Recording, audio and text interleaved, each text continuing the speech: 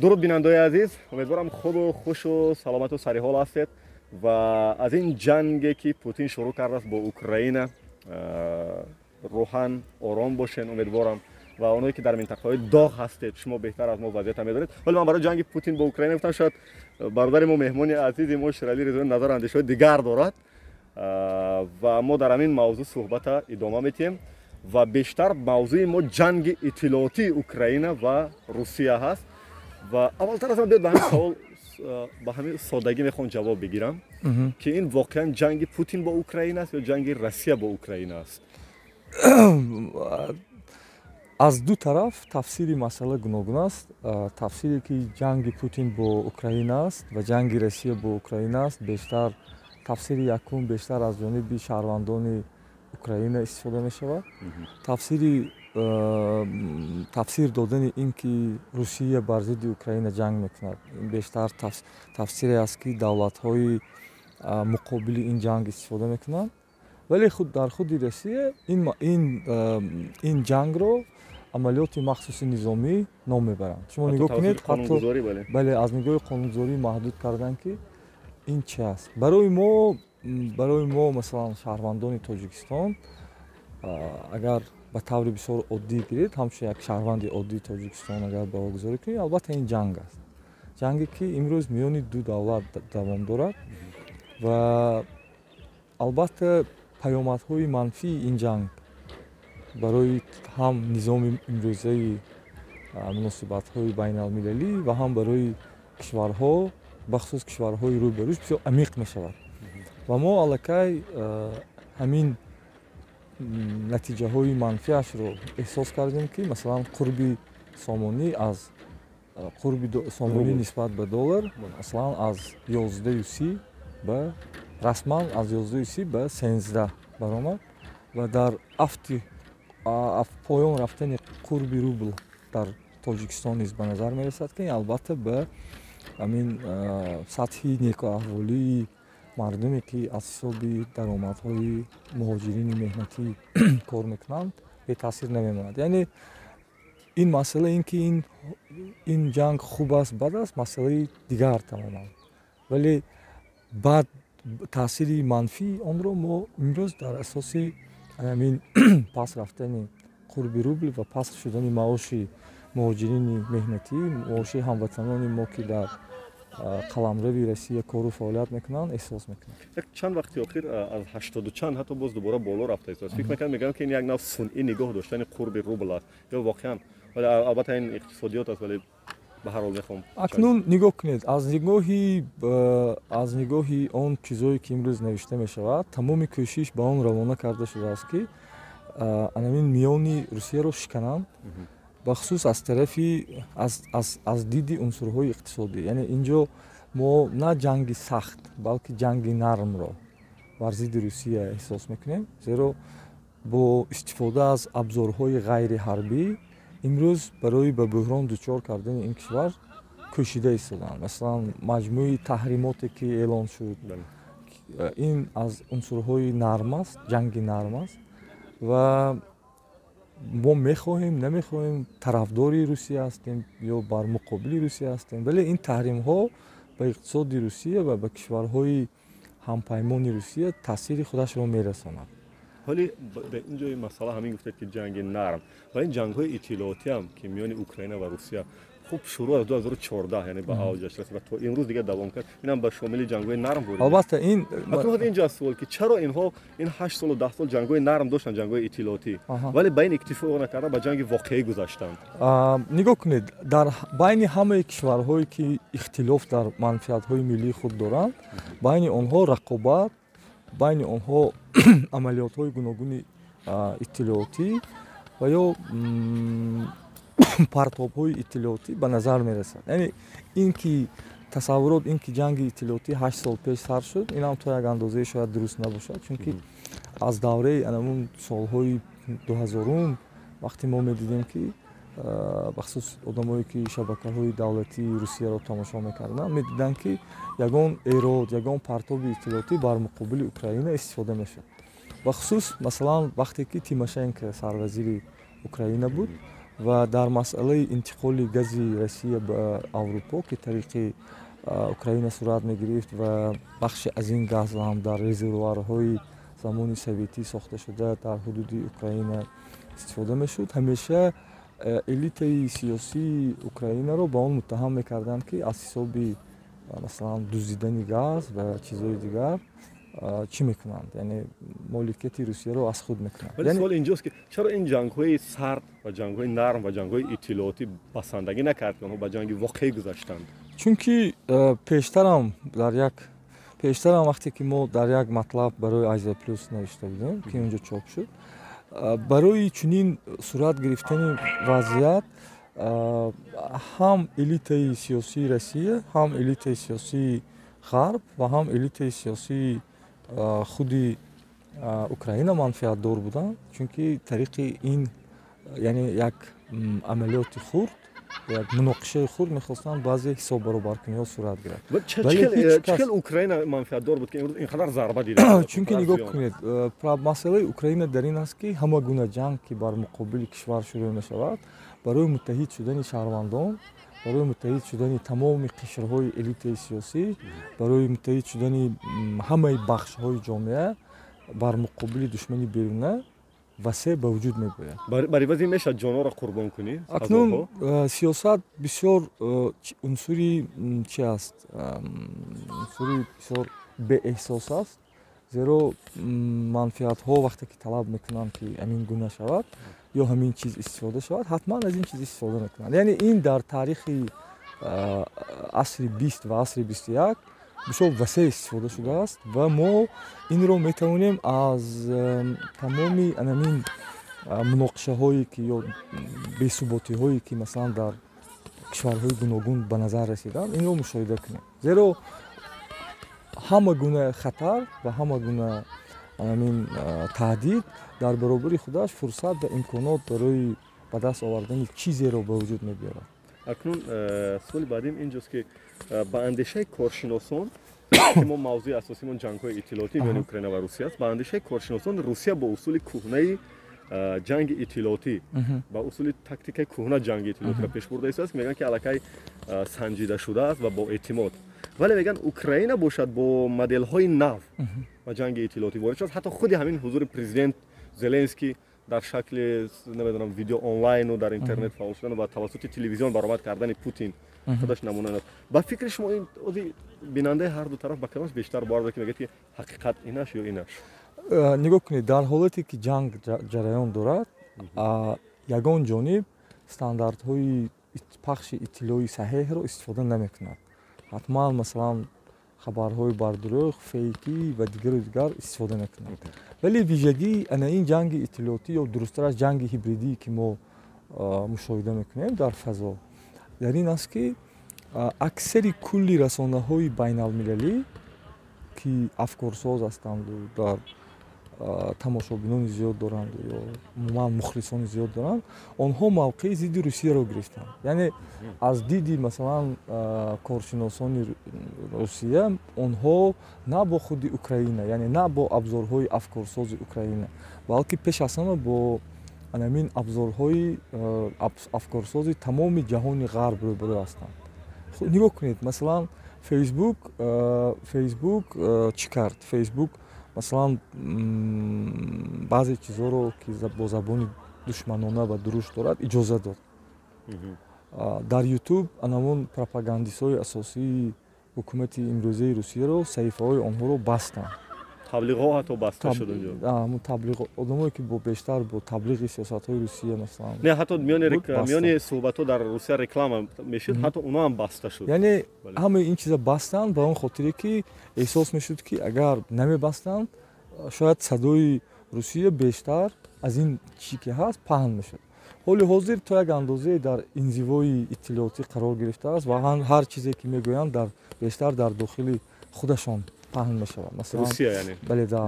Масалан маҳдуд кардани аз ҷониби Роскомнадзор маҳдуд шудани Фейсбуку Инстаграмам аз ҳамин хотир аст ки анамон иттилои зиёде ки тариқи ин шабакаҳо пахш мешавад, барои таъсири онҳоро паст кардан ба афкори шаҳрвандонашон рӯи даст гирифта шавад. ин як тафсири масъала аст. Аз нигоҳи касбият, аз нигоҳи анамун тартиби бурдани ҷанги иттилоотӣ гиред, албатта украиниҳо онҳо хеле моделҳои ҷолибро истифода карданд. Масалан, дар ин ҳолат чандин телеграм канале ки аз ҷониби украиниҳо бо забони бахусус русӣ ки фаъол карда шуд, дақиқа ба дақиқа, лаҳза ба лаҳза маълумоти ба истилоҳ алтернативиро пешкаш мекунад. Ва ин албатта як чизи, як абзоре шуд ки имрӯз, яъне як таҷриба ё сабақи бисёр як ҷиҳат хуб, як ҷиҳат манфӣ шуд ки дар муноқишаҳои минбаъде ки дар дунё шояд ба вуқӯъ пайвандад, аллакай як бахши умдаи он истифодаи анамон технологияе ҳаст ки имрӯз мо дар ҷанги Украина бо Русия мебинем. Ва аллакай ин фазоро барои сӯистифода шудани амин технологияҳои иттилоърасонӣ бештар мекунад. Яъне масалан ҳар ҷонибе ки мехоҳад аз ин чиз васеъ истифода кунад, онро метавонад, яъне ҳозир дида истодааст ки чӣ гуна бисёр бо таъсир истифода шуда истодааст. бале, ман ҷавоб гирифтам. суоли баъдӣ ба мегузарем ки гуфтед ки аксар расонаҳое ки афкорсоз ҳастанду бинандаи зиёд доранд, яъне нохудогоҳ ба сиёҳ кардани Русия гузаштанд, яъне ҷониби Украина худашон бехабар. Не нохудогоҳ, не дидаву дониста. Хоб, дар ҳамин бозор нисфи дунё муқобили Русия аст ва ҳатто дар дохили Русия гурӯҳҳои зиёд ба майдон мебаранд, эътироз мекунанд ки ҷанг бас шавад. ва ба ҳамин хотир Русия ҳам қонун барояд гуфт ин ҷанг не, ин як амалиёти ҳарбӣ аст. махсуси ҳарбӣ аст. Бале. ин барои ман ҷолиб аст ки чаро журналистои давлатии телевизионҳои Русия дидаву дониста ин амалиёти ҳарбира ё ҷанга таблиғ мекунанд ва ҷонибдорӣ мекунанд. ба ғайр аз ҳам як муҳаррире ки дар ахбори шабакаи аввалашон эътирознома гирифт, дигар ҳама ҷонибдорӣ мекунанд, таблиғ мекунанд, ура ура. Якум ки ин вазифаи онҳо аст. ба он хотире ки шумо медонед ки дар журналистикаи муосир бахши азимашро таблиғот масалан пур мекунад ва онҳо азбас ки чунин шартнома доранд, шартномаи корӣ доранд ва шояд бахше аз диди шартнома, бахше аз диди оне ки ин кори онҳо аст, яъне вазифашон аст, бахше шояд аз нигоҳи эътиқодашон ба чунин амал даст зананд. Чунки агар вақте ки ба онҳо чунин супориш дода мешавад, агар ман дар назар дорам расонаҳои давлатиро, онҳо ҳатман барои паҳну пахш намудани ин иттилоъ масалан кӯшиш мекунанд. Дар мисоли газетаи масалан машҳуртарини дар Москав нашр шаванда Новая газета, масалан гуфтан мумкин аст ки онҷо ба ҷои амалиёти ҳарбӣ 3 нуқта мегузоранд. 3 нуқта мегузоранд ки ин як чизи рамзӣ аст. чаро баста нашуд то ҳозира мисли дигар дожду дигар саҳифо Новая газета баста нашуд? акнун ин ба назари ман як чизи вай дорад, як унсури имиҷӣ ҳам дорад, ба он хотире ки дирӯз сармуҳаррири ин газета ҷоизаи сулҳи Нобелро гирифта буд ва агар ин газета баста шавад, албатта ин эффекташ, яъне таъсири манфиаш назар ба буданаш хеле зиёдтар мешавад.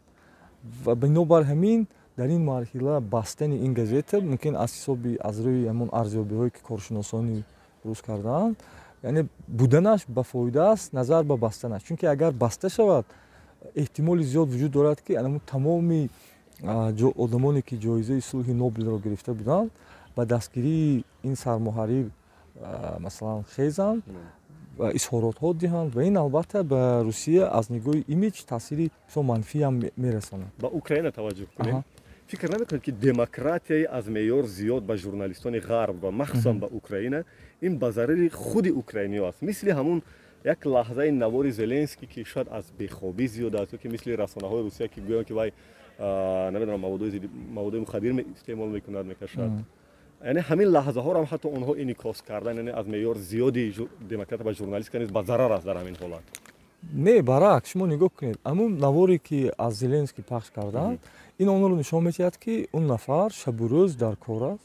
вале расонаҳои русӣ мегӯянд ки не, ин маводи мухаддир мекашад. Не, нигоҳ кунед. Яъне шабу рӯз дар кор аст, яъне унсури ҳаётӣ ба заминии ӯро нишон доданд ки дар ҳолати изтирорӣ вай ҳамин гуна вазъият дорад ва ба ин вазъият нигоҳ накарда анамин то есть омода шуд барои суҳбат бо журналистони хориҷӣ ва бо журналистони худи Украина. Вале албатта тафсири ин ҳодиса дар шабакаҳои иҷтимоӣ шабакаҳои иҷтимоӣ ки ҳатто телевизионҳои давлатии рӯ ба Русия ҳастанд. Ин ҳолат албатта ба масхара кашида шуд. Гуфтанд ки ин масалан ин ранги актёр вазифаи пештарии худашро иҷро мекунад, шоистаи як раисҷумҳури кишвари ин нест, чизҳои дигар. Ин ду тафсир буд. Ду тафсире ки комилан ба ҳамдигар муқобил ҳастанд. Вале шумо нигоҳ кунед ба оқибати ҳамин навор.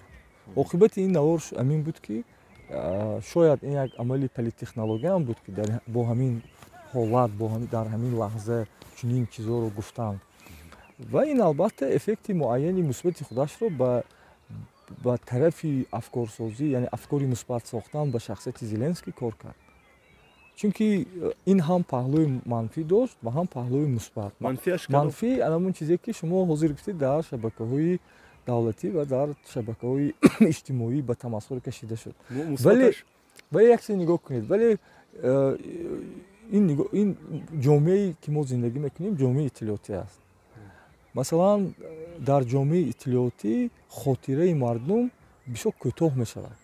Ман масалан ба шумо савол чиям ки як моҳ пеш кадом чунин як ҳолати ҷолибе буд, шумо мисол шояд дар хотир надоред. Агар аз шумо пурсам ки соли 2018 кадом амалиёти иттилоотӣ бар муқобили Тоҷикистон гузашт, шумо бояд надонед. Соли 2009 чӣ буд? Яъне хотираи мардум тез зудуда мешавад. Вале амон эффекти аввалине ки медиҳад, вай аллакай як чизи лаҳзаинае ҳаст ки барои анамун ба даст овардани як унсури лаҳзаина, яъне имиҷсозие ки лозим аст, аз ҳамин чиз истифода мекунад. Бозам ба Русия мегузарем акнун. Чанд нафар мисли Соловьёв ва дигарон барои чӣ дар манфиатҳои Русия хеле ба ифрот мерасанд, барои дифои манфиатҳои Русия. Онҳо ҳатто розиянд ки садҳо ҷон қурбон шавад, вале таблиғ мекунанд. Акнун бояд ин саволро пеш аз ҳама аз худашон пурсид. Ин як тарафи масъала аст. Лекин агар аз ҳамин гуфторҳои Соловьёв агар мо бинем, он чизе ки соли 2009 мегуфт, 2011 мегуфт, 2014 мегуфт, шумо мебинед ки ҳамин нафар бо тағйир ёфтани хати сиёсати Русия нисбат ба воқеоти дунё мавқеи худашро мутобиқ ба ҳамин яъне дигар мекунад. Ин мисли ки офтоб ба кадом тараф агар ки рафт, рӯ ба тарафи ҳамин чизе ки офтобпараст дорад. Бале ин чиз аст. Яъне аз нигоҳи касбӣ гиред, масалан таҳлил агар гиред, ин чиз ҳамеша будааст. Ин чиз ҳамеша будааст ва ин чиз пеш аз ҳама ҳамин намуди таблиғу ҳамин намуди ба вай расидан, яъне аз унсурҳои гуногун истифода кардан ҳамеша вуҷуд доштааст. Масалан мисол чӣ гуфтам мумкин? Масалан нигоҳ кунед, он расонаҳое ки аз ҷониби Чин, аз ҷониби Русия маблағгузорӣ мешаванд, яъне расонаҳое ки аз давлати, аз бюджети ин давлатҳо масалан маблағгузорӣ мешаванд, дар он ҷо нависта мешавад ки ин расона таҳти нуфузи ё таҳти таъсири ҳукумати Чин аст ё таҳти чизи ҳукумати Русия аст. Вале масалан дар Фейсбук шумо ҳаргиз ҳамин гуна тафсирро нисбат ба расонаҳое намебинед ки аз ҷониби ҳукумати Амрико масалан маблағгузорӣ мешавад, ё аз ҷониби ҳукумати Фаронса, ё аз ҷониби ҳукумати Британия ва ё ҳукуматҳои дигар. Агар масалан фарз кардем аз рӯи ҳамун чизи таблиғотие ки шумо гуфтед, аз рӯи ҳамин меъёрро агар ҳамин қарор диҳем, бояд пас дар тамоми расонаҳое ки аз ҷониби ҳукумат ва давлатҳо маблағгузорӣ мешаванд ва вазифаи пеш аз ҳама онҳо таблиғи сиёсати ҳамин ҳукуматҳо аст, ҳамин чиз истифода намешавад. Яъне ин дар зеҳни хонанда бояд дар зеҳни хонандаи ҳамин сомонаҳо ва дар зеҳни бинандаҳои азизи барномаи шумо бояд як чизе ба вуҷуд биёрад ки ҳақиқат на ҳамеша дар фазои иттилоотӣ аз ҷониби ҳам расонаҳои мӯътабар ва ҳам расонаҳои кам мӯътабар гуфта намешавад. Чунки онҳо бояд пеш аз ҳама ҳамин иттилоеро пахш кунанд ки то ба ҳадде камам бошад манфиатҳои маблағгузорони онҳоро масалан ифода кунад. Шумо масалан ҳаргиз дар расонаҳои ки аз ҷониби ҳамин ҳукумати Россия маблағгузорӣ мешавад, шумо таблиғоти зидди Русияро намебинед. Бо ин мазмун дар Deutsche Welle фарз кардем, шумо таблиғоти зидди Олмонро намебинед. Шумо дар хадамоти гуногуни радиои озодӣ ва садои амрико фарз кард он чизе ки ба шаҳрвандони мо дастрас аст. Ягон хабар ва таблиғоти зидди амрикоро намедиҳад. Масалан ё BBC ягон сиёсатҳои Британияро дар ин ё он кунҷи канори дунё масалан чӣ намекунад, зери суол намебарад. Бинобар ҳамин дар ҳамин марҳила он чизе ки бештар расонаӣ шуду, бештар дар борааш гуфтанду, проектҳои гуногун, бурсияҳои гуногун дода шуд, яъне ҳамон саводи иттилоотӣ ё саводи расонаӣ ки дар борааш суҳбат мекунанд, яъне тафаккури интиқодӣ ки дар борааш суҳбат мекунанд, зарураташ дар ҳамин аст ки ҳар як одаме ки истеъмолкунандаи иттилоъ аст бо шубҳа пеш аз ҳама ба ин иттилоъ нигоҳ кунад. Бахусус дар ҳолати ҷанг, бахусус дар ҳолати низоъ ки расонаҳо ба як аслиҳаи бисёр ҷиддии муборизаҳо дар фазои иттилоотӣ табдил шудаанд. аз Русия боз ба Украина мегузарем гардон. аз сиёсати Зеленский он қадар ҷонибдорӣ намекард ва ошкоро ҳатто баъдан танқидҳо ҳам мекард. Вале имрӯз дар як ҷабҳа мебинем онҳоро. Яъне метавонем бигем ки принсипҳои кории журналист қурбони манфиатҳои миллӣ мешавад. Бисёр хуб. Саволи бисёр аҷиб. Ман ба ҳамин саволи шумо гуфтанӣ ҳастам ки гордон ё гардон, гардонаш якум тоҷикитар аст. Гардон вақте ки Зеленский номзад ба мансаби президенти Украина буд, бо вай се барнома кард. Се барнома кард ки ҳудуди ҳар кадомаш аз 1 соат зиёд аст. дар ин се барнома, бахусус дар барномаи аввал ки ба шахсияти Зеленский, ба кӯдакиш, ба кӣ будани падараш, кӣ будани модараш, дар кадом донишгоҳ таҳсил карданаш, чӣ гуна 4 сол дар Муғулистон зиндагӣ карданаш, барои чӣ вай Кривой Рогро дӯст медорад, барои чӣ аҳли хонаводааш аз Кривой Рог нарафтанд, масалан барои чӣ дигар артистҳои Украина барои гирифтани ҷоиза дар назди вазорати фарҳанги ин давлат забонкӯтоҳ будану Зеленский барои чӣ масалан инро ҳамчун бизнес қабул мекард ва ғайру ва ҳоказо барнома кардааст. Фақат ҳамин агар азбаски формати барномаи шумо иҷоза намедиҳад ки мо пурра барномаро ба интервюи гардон бо Зеленский бахшем, бале агар намуна тамошо кунам мебинам ки ин беҳтарин имиҷсозӣ буд. Масалан ҳар касе ки ҳар украиние ки ҳамин барномаро тамошо кард, дар симои Зеленский ҳамин шахсиятеро дид ки масалан аз хурдӣ орзуи дипломат шудан доштааст. Мактаберо дар Кривой Рог хатм кардааст ки ба забони англисӣ, яъне таҳсили қавӣ бо забони англисӣ будааст. Вале даврае ки президентӣ буд, баъд вай маълумоти бисёр амиқу дақиқ дар бораи азбаски падараш профессори кибернетика, яъне барномасозӣ, аз кӯдакиш бо ҳамин чиз машғул будааст. ҳоли Зеленский дар давраи президентии худи Зеленский озо ман тамом кунам. Яъне дар ҳамин барнома шумо мебинед ки Зеленский ҳам ҳаҷвнигор, Зеленский ҳам КВНшик, Зеленский ҳам фарзанди профессори кибернетика, Зеленский ҳам одаме ки орзуи дипломат шудан доштааст, Зеленский ҳам одаме ки ба дараҷаи баланд англисӣ медонистааст. Ва як нуктаи бисёр зариф ки дар ин барнома буд ки савол дод ки барои чӣ ҳамин квартал 95 то ба ҳол бо ҳамон ҳайате ки шумо дастаи КВНро таъсис додед масалан чӣ мекунад, кор мекунад. ӯ гуфт ки барои ман онҳо ҷузви, яъне узви аъзои оилаи ман, хешовандони наздиктари ман аст. Яъне ин паёме буд ки ҳамин Зеленский ба дӯсти худ, ба ёру ҳамсинфу, ба командааш хиёнат намекунад. Яъне ин беҳтарин имиҷсозӣ буд. Ва ҳар чизи баде ки гардон баъд аз ин гуфт, танқиде ки кард, ин албатта барои масалан ба даст овардани намун вай аст, аудитория аст. Ва он чизе ки имрӯз ба як ҷабҳа омаданду онҳо масалан бар муқобили таҷовузе ки бар давлатшон шудааст якҷо амал мекунанд, инам чизи табиӣ аст. Ва ман фикр мекунам ки мо бояд амин ба ҷузъиёти ҳамин масъала фақат аз диди имрӯз бояд нигоҳ накунем. Мо бояд амин таҷрибаи амин равобитро бинем. Ва бахусус як чизи ҷолибе ки дар ҳаминҷа буд, Задорнов, Михаил Задорнов, ҳамон ҳунарманди бисёр маъруфи Русия, вақте ки дар беморхонаи Олмон хоб будааст, аз гардон хоҳиш кардааст ки ба Зеленский телефон кунад, Зеленский бо ӯ пайваст кунад.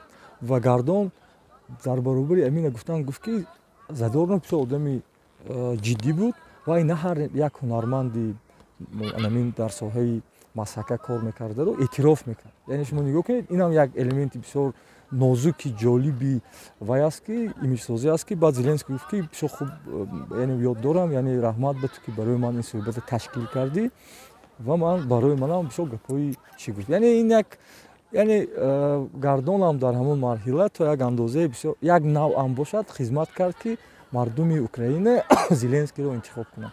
ба соли баъдӣ мегзарем боз ба ҷониби Украина. Барои чӣ Русия дар ҳамин ҷангҳои иттилоотӣ ин шабрӯз расонаҳои хориҷиро мебандад ва ҳатто эълонҳои қонунҳоям қабул кард пештар ки агенти хориҷӣ агар кор мекунӣ агенти хориҷӣ кор кун. Расман навис ки мо агенти хориҷӣ ё расман баста истода сайфҳоро шабакаҳоро. Вале Украина бошад баръакс.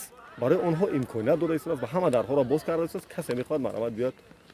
Охе нигоҳ кунед амн расонаҳои байналмилалие ки матлаб нашр мекунанд онҳо барои чӣ дар Украина баста намешаванд? Чунки онҳо он дидеро тафсиру таблиғ мекунанд ки барои Украина қобили қабул аст. Азбаски диду тафсири ин расонаҳо аз нигоҳи давлатмардони Русия ба мавқеи онҳо мувофиқ нест, онҳо баста истодаанд ва ин дар боз ҳам дар он ҳолате ки худи масалан абзорҳои ғарбӣ агар гирем масалан ин фейсбуку ютубу инстаграму дигар чизо аллакай расонаҳои Русияро маҳдуд карданд, яъне ё саҳифаҳои муайянро маҳдуд карданд. Яъне ин хеле нест ки яке бачаи хубу дигаре бачаи бад.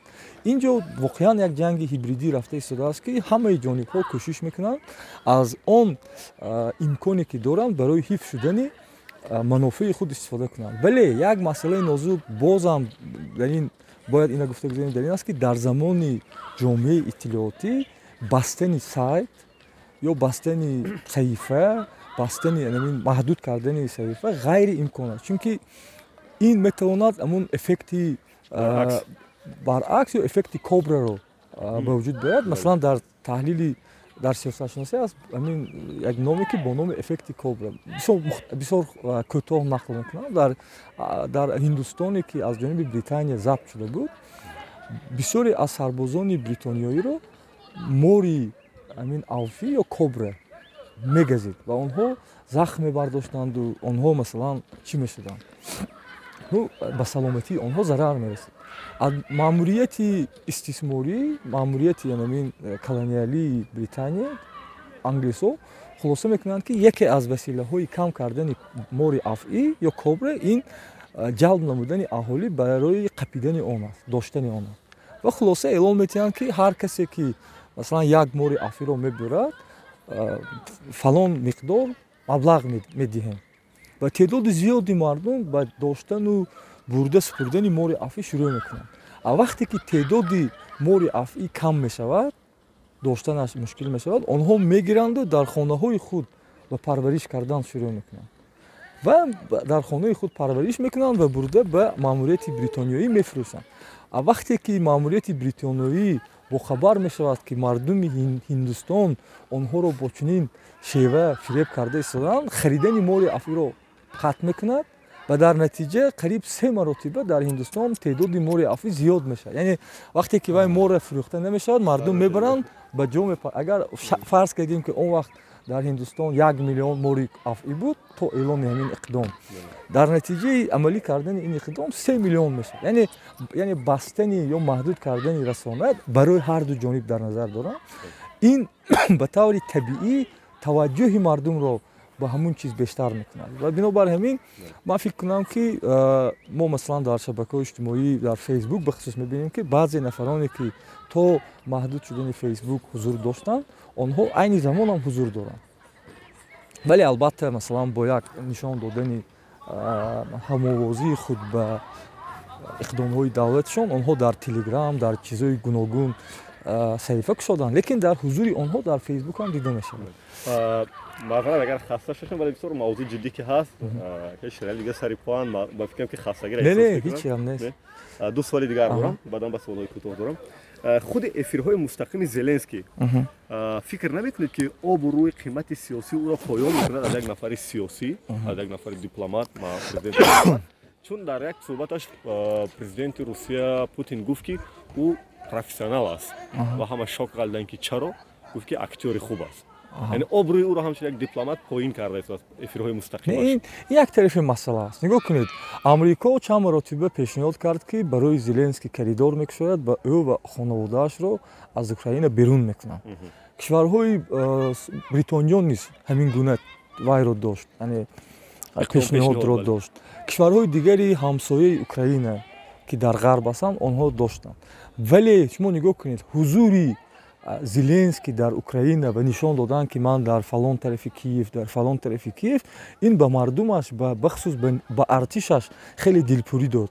Чунки аз рӯи анамон маводҳое ки баъдтар нашр шуданд, дида мешавад ки яке аз сценарияҳои ҳалли зуди проблемаи Украина дар ин буд ки баъди ҳодисаи масалан ду-се рӯз гузаштани ҳодиса, Зеленский ва маъмурияти ӯ, яъне шахсиятҳое ки бо вай дар маъмурияти раисҷумҳураш кор мекунанд, ба хориҷ мебароянд ва дар хориҷ ҳукумати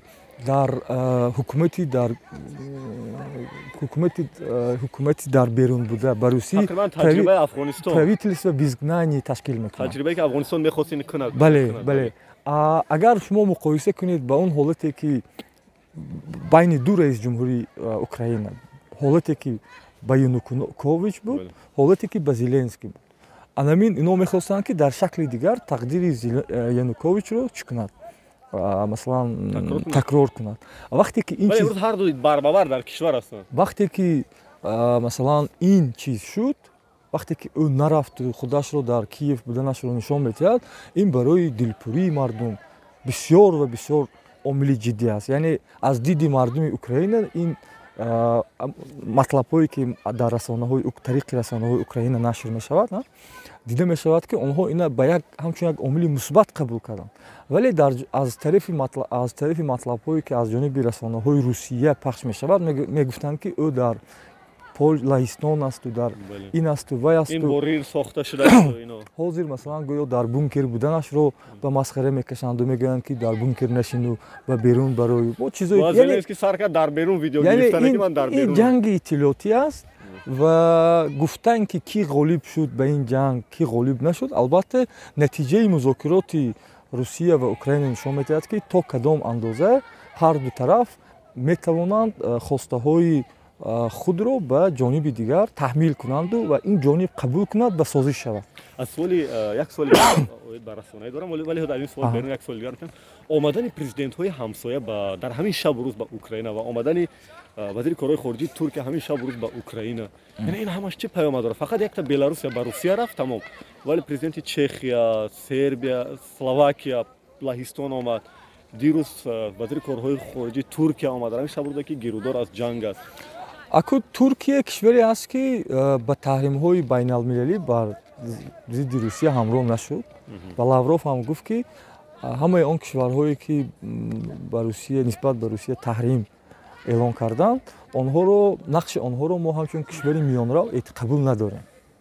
Яъне ба унсури зиёд имрӯз, яъне ин беш аз ҳама шояд ба мавқеи пештаре ки Фаронса дошт рабт дошта бошад. Яъне ба ҳайси кишвари миёнрав дар ин буҳрон имрӯз ба эътимоди зиёд гуфта мешавад ки Туркия баромад карда истодааст ва омаду рафти вазири корҳои хориҷии Туркия шояд аз ҳамин мисол масалан омаду рафту президентҳои кишварҳои ҳамсоя чӣ? Акнун онҳо шояд барои гуфти тоҷикӣ дилбардорию нишон додани ҳусни таваҷҷӯҳу ҳамин чиз шуд. Лекин дар масъалаи Туркия шумо як чиза ба назар гиред ки Туркия шояд яке аз кишварҳое бошад ки аз ин буҳрон нафъи зиёд барорад, ба он хотир ки аз як тараф байрактарҳои худро ба Украина барои масалан нобуд кардани аслиҳа ва таҷҳизоти ҳарбии Русия истифода истодааст. Аз тарафи дигар худаш ба ин таҳримҳо ҳамроҳ нашуд ва шояд фоидаи иқтисодии зиёдеро аз ин чиз гирад. Яъне ба ҳар сурат туркҳо тавонистанд дар ин марҳила на ба рӯй овардан, на ба эҳсос, масалан на ба Русия, на ба ғарб дар маҷмӯъ, балки аз паи манофеи худ шуданд ва агар ҳамин пешбинӣ ё ҳамин ҳолат масалан дуруст бошад, мо дар ояндаи наздиктарин шоҳид мешавем ки Туркия нафъи зиёдеро мегирад, ба он хотире ки ҳам бо Русия муносибати хуб дорад, ҳам бо Украина. суоли охир дар қисмати суолҳои асосӣ ба назари шумо чаро ба ин ҳама хабарҳо ба соати ахбори ҳамаи давлатӣ мо таваҷҷӯҳ накарда истоданд? Аҳа. Бисёр саволи мушкил аст барои ман, чунки ман салоҳияти гуфтан ки барои чӣ онҳо надорам, ба он хотире ки дар ин идораҳо кор намекунам. Вале як таҷрибае дар расонаҳои давлатии мо ҳаст ки агар аз рӯи мушоҳидаи 10 соли охир агар гирем, хеле кам дар бораи ҷангу ҳаводиси масалан мардума рӯҳияи мардума хастакунанда истифода мекунанд. Ва шояд онҳо гумон мекунанд ки азбаски мо намоиш намедиҳем, ҳеҷ кас инро намедонад. Вале фикр мекунам таҷрибаи Кобрае ки гуфтанд. Не, Кобра дар дигар ҳолат. Не, дар ҳамин ҳолат ҳам метавонад ки мардум аз дигар ҷо мебинад, баръакс таваҷҷӯҳ мекунад. Не, мардум аллакай аз соли 2011 ба ин тараф иттилооти зиёдро тариқи шабакаҳои иҷтимоӣ мегиранд. Ва шумо нигоҳ кунед ки баъд аз давраи пандемияи коронавирус сар карда, бо назардошти баъзе аз вижагиҳо Telegram хеле фаъол шуд ва теъдоди зиёди мардум анамин дар Telegram каналҳо масалан чӣ аст. Ман як чизе мушоҳида кардам ки ҳамин масалан матлабе ки дар саҳифаи тоҷикии Азия Плюс гузошта мешавад, шояд то 1000 хонанда бинад. Сомона, бале. Вале дар Telegram ҳудуди 2000-3000 одам мехонанд. Инам ҳамчунин рабт дорад ба баъзе матлабҳое ки дар сомонаи Русия ҳам ҳаст. Мардум на мустақим аз худи сомона, балки аз Telegram мехонанд. Яъне маълумоти зиёде ки имрӯз гирифтан мумкин аст, аз Telegram истифода мекунанд ва баъдан ҳисоб кардани ин ки ки чӣ миқдор ё чӣ теъдод аз кадом расона тамошо мекунаду мебинаду чӣ мекунад бисёр чиз аст. Ва ман фикр мекунам ки агар мо аз ҳамин зовия ба масъала нигоҳ кунем, яъне мардуми мо манбаъҳои мухталифи гирифтани маълумотро доранд. Ва ин манбаъҳо фақат телевизионҳои давлатӣ нест мутаассифона. Ин ҳам як унсури бисёр хуб аст аз ин диде ки мардум афкорашро аз манбаъҳои гуногун шакл медиҳад. Вале ин боз як паҳлӯи баъзе нигаронкунандаам дорад ки масалан ҳамин дар таблиғу дар тавзеҳ додани вазъияти ҷаҳонӣ фаъол шудани расонаҳои беруна метавонад онҳоро ба тадриҷ ба як манбаи ҳақиқат табдил диҳад ки ин албатта баъзе саволҳо ва баъзе чӣ мегӯяд эҳсоси масалан бояд ин гуна набошадро ба вуҷуд меорад. Як камбуди журналистҳоро аз ду тараф гӯяд, ҳам аз Русия ва ҳам аз Украина. Хеле кӯтоҳ. Камбуди онҳоро гуфтан ҳоли ҳозир бисёр мушкил аст. Ҳам паҳлӯи мусбаташам. Фикр накунед ки ҳар тараф аз эҳсос зиёд кор мегиранд. Аку ин дар ҳолати ҷанг, дар ҳолате ки байни рақобат дар фазои иттилоотӣ асту ҳолате ки ба масалан пахшу паҳни масалан амалиётҳои ҳарбӣ аст, ин як чизи табиӣ аст. Аку дар ин ҳолат мо наметавонем гӯем ки ин паҳлӯи ин корашон мусбат аст, ин паҳлӯи ин корашон манфӣ аст. Фақат мо мушоҳида карда метавонем ки он технология гӯш медоред, он чизе ки ҳоли ҳозир дар айни ҳол байни расонаҳои русӣ ва украинӣ ҳаст, хеле таҷрибаи нодир аст барои такмил додани иқдомҳо, барои қавӣ намудани баъзе абзорҳои ватанӣ бахусус дар афкорсозӣ. Барои чӣ? Барои ки мо таҷрибаи зиндаро дида истодаем ки чӣ гуна кадом технологияҳо дар ҷанги иттилоотӣ, навтарин технологияҳо дар ҷанги иттилоотӣ истифода шуда истодаанд. Суоли баъди, хуб, як бурди тарафҳоро бигӯед. Ҳозир гуфтед ки барои камбудиҳошон бояд мушоҳида кунем. Як бурди тарафҳо. Бурди онҳо пеш аз ҳама дар ин аст ки дар хати аввали муборизаҳои иттилоотӣ ҳастанд. Ҳар ду тараф. Ва ман пешбиним ин аст ки азбаски ҳамин созмонҳои байналмилалии ғарбӣ дар кишварҳои Осиёи марказӣ фаъол ҳастанд ва мин ҷумла аз Русия пештар аз Русия, аз Украина ҳам журналистонро барои фарз кардем барои тренингҳо даъват мекарданд. Шояд дар ҳамин 6 моҳ 1 соли оянда шурӯъ карда хеле зиёд тренеру медиатренеру мутахассиси соҳаи фалон ба кишварҳои Осиёи марказӣ аз ҷониби ҳамин созмонҳои ба истилоҳ созмонҳое ки аз ҷониби кишварҳои ғарбӣ маблағгузорӣ мешаванд оварда мешаванд. Шояд ин журналистҳо ҳам барои ҳам аз нигоҳи кор ва ҳам аз нигоҳи ба даст овардани маблағи гонорари ҳалоле ки онҳо бо дарс гузаштан чӣ мекунад. Яъне шояд ҳамин журналистони украиниро ба нуктаҳои гуногуни дунё масалан бахусус қисмати посолшӯравӣ ҷалб ва даъват кунанд ки онҳо тренинг гузаранд. Ин эҳтимоли зиёд ҳамин тавр мешавад ва ина мо анамун чизе ки шумо гуфтед, яъне як бурди онҳо гуфта метавонем. ба суоли баъдӣ мегузарем. Хош кунед ба ин суоло кӯтоҳ ҷавоб диҳем. ду суоли дигар дорам.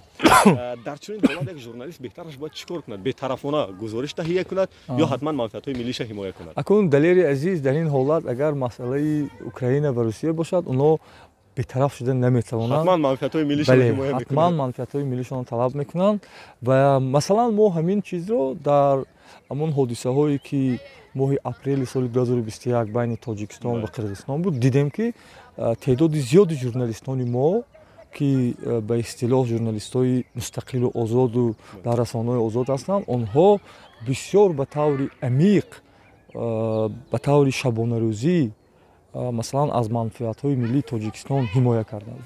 Дар ӯ ҳолатҳо мо надидем ки фарқият байни як журналисти расонаи давлатӣ ва як журналисти мустақил ва як масалан афроди алоҳида дар чӣ буд. Яъне ҳама дар баробари ҳимоя шудани марзу бум, дар ҳимоя шудани манфиатҳои миллии ватанамон якрӯ буданд ва онҳое ки инро накарданд, баъзе хабарҳо доданд ё баъзе гузоришҳо доданд, баъзе изҳоротҳо карданд, аз ҷониби ҳама ба масхара кашида шуданд. Чунки дар ин ҳолати дар ин гуна ҳолат аз манофеи миллӣ ҳимоя накардан ин баробар ба гуноҳ аст. Охирон суол. Аз ду тараф шумо бештар ба кадом расонаҳо ҳоло таваҷҷӯҳ доред ва ба ҳақиқати онҳо бовар доред? Ман ҳам расонаҳои давлатии Русияро мехонам, ҳам расонаҳои давлатии Украинаро мехонам, ҳам каналҳои телеграмии Русияро, ҳам каналҳои телеграмии Украинаро ва ҳам ғарбиро, ҳам дигарашро. Ба он чизе ки дастрасӣ дорам мехонам. Ҳоли номи чандтае аз расонаҳоро метавонед бигед? Ҳамарза дар саҳифаи шумост. Масалан ин дуруст нест. Реклама? Чунки ман намехоҳам ки мардум хонаду вақти қимати худро бахусус ба ин чизо сарф кунад, чунки ин вай аст. Фақат як чизо гуфтанӣ ҳастам ки мехонам, тамошо мекунам наворҳои онҳоро ва муқоиса мекунам. Ва ҳамон гапи русӣ ки ҳақиқат дар ҷое ки куҷое дар мобайн аст, яъне на инаш ҳақиқати мутлақро дармиён ҷустуҷӯ мекунад, на ҳақиқат дар он тараф аз диди бо шубҳа нигоҳ мекунам ва мебинам ки ҳамин як ҳолатро чанд расона чӣ хел тафсир мекунад ва дар асоси тафсирҳои онҳо мо шояд як хулоса ё диди худамонро шакл дода тавонем ки ҳақиқат дар куҷост ва воқеан чӣ сурат гирифтааст. خب سلامت باشید بینندگان عزیز. این نشر نوبتی به قلچی ما بود با کارشناس مسائل سیاسی برادر شیرعلی رضاییان که ما وعده دادیم که سلسله صحبت‌ها رو در ماه یک یا دو تا میکنیم. صحبت اولی ما در مورد بحث مسئله مرزی با کشور همسایه قرقیزستان بود و این صحبت در مسئله بحث رسانه‌های اوکراین و روسیه، جنگ اطلاعاتی انیخترش میان روسیه و اوکراین و همین گونه باز ما موضوع رو برای ماهای بعدی دوام میدیم. خدا کنه که هر چه زودتر این جنگ در اوکراین و روسیه خاتمه یابد. ما تو جرم دارم که بگذارم جنگ اطلاعاتی دوام یابد و جنگ اصلی بیانی حربی بحث شود. ما هم جانبدار همین چیز. بله. خب خواهش میکنم از بیننده ها این ویدیو و ویدیوهای قبلی ما را با وی پی ان در کشور روسیه ببینید. بازم دلیلش همون یوتیوب رکلامای ما را در روسیه بست است. اگر با وی پی ان ببینید بهتر میشود. حرف آخر گفتنی هست یا نه؟ با تماشابینان عزیز شما گفتنی هستم که پیش از همه شما رو، خانواده شما رو با عید ملی ما، عید نوروز تبریک میکنم. بگذار تا نوروز دیگر صحت و سلامت، کامیاب و همیشه روز و حالشان همیشه خوش باشد. زنده باد صلح و ثبات آرامش در دنیا و در تاجیکستان. بدرود تا درودهای دیگر.